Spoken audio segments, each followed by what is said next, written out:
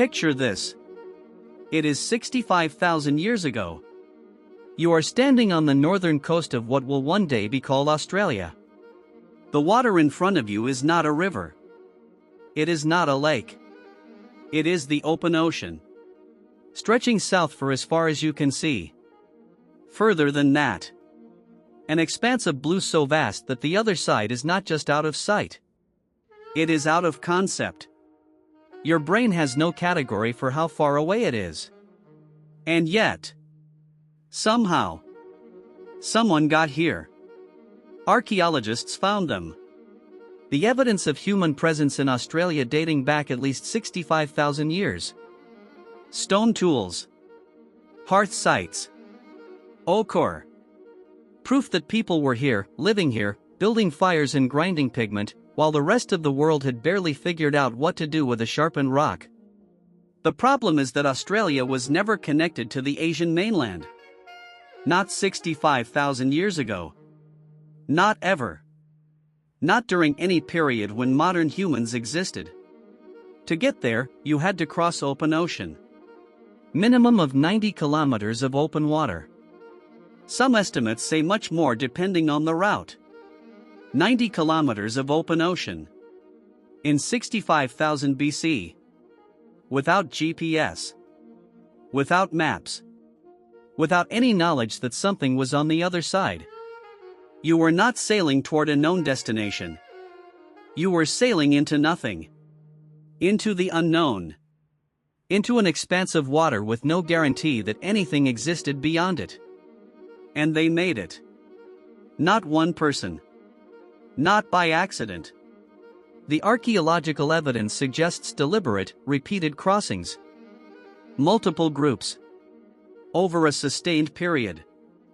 Which means this was not a miracle. It was a skill. It was knowledge. It was technology. So what were they using? Here is where history gets humbling. We do not have the boats.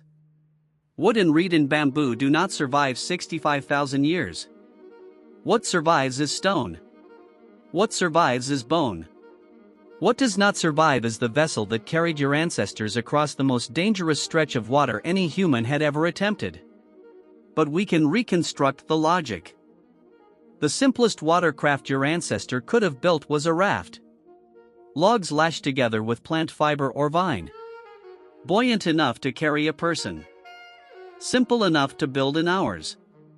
And if you look at the distribution of resources along the island chain that connects Southeast Asia to Australia, the materials were absolutely there. Bamboo. Hardwood. Natural fiber for lashing. A bamboo raft does not look like much. But bamboo floats exceptionally well. A well-built bamboo raft can carry significant weight across open water.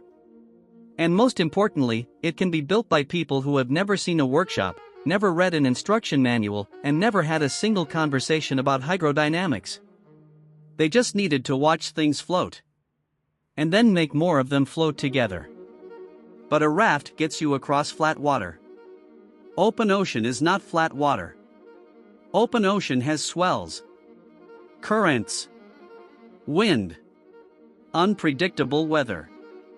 The kind of conditions that can flip a flat raft without warning and leave you in water with no land in sight. So how did they navigate? The stars. Your ancestor lived outside. Every night of their life. Under a sky that was not obscured by light pollution or smog or the glow of a city. They knew that sky the way you know your own neighborhood.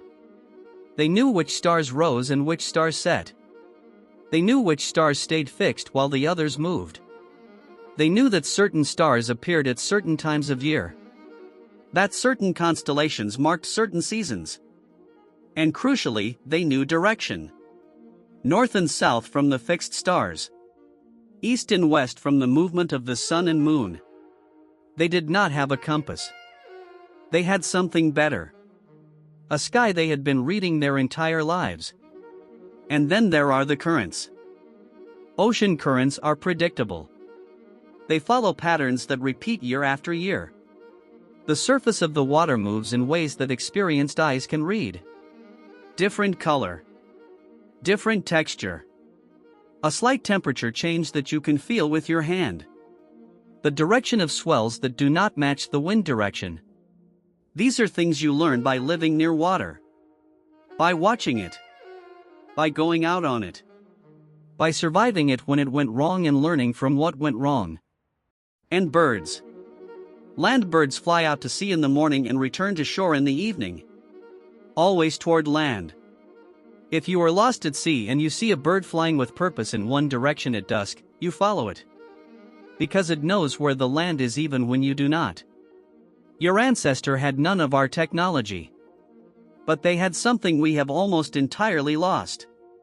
Complete and total attention to the natural world. Every detail of their environment was survival information. The color of the water. The behavior of birds. The smell of the air. The feel of the current beneath them. They read the ocean the way you read a screen. Constantly. Fluently. With a depth of understanding that took a lifetime to build. And 65,000 years ago, a group of people loaded themselves onto a raft of bamboo and lashed logs, pushed off from the shore of what is now Indonesia, and began paddling south into open water. They did not know what was on the other side. They did not know if anything was on the other side. They just knew the birds were flying that way. And they followed. 90 kilometers of open ocean later, they stepped onto a shore that no human had ever touched before. They built a fire.